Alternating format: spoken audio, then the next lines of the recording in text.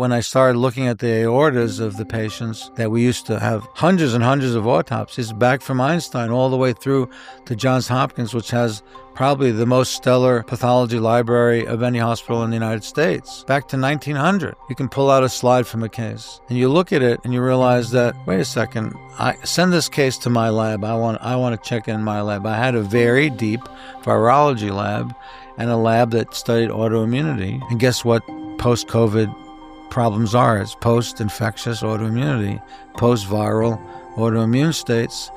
Well, you see viruses in the plaque.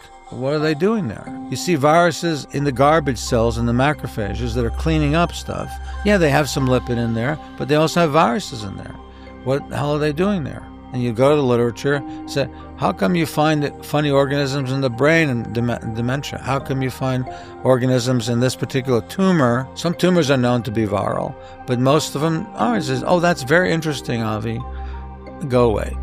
I was a data person. I wanted more and more information on patients, and you know how much data we collect on patients. When you come in and you're looking at your cases before the day, well, there's 200-300 tests on every patient. It's just like it just goes on, and you collecting data, things that I've never heard before, like, hey, this combination of co-infections results in maybe this cancer or this symptom, so you kind of get this, after looking at so much more information, you start to come to conclusions that nobody else can come to because they didn't look, right? Because the data show what the data show.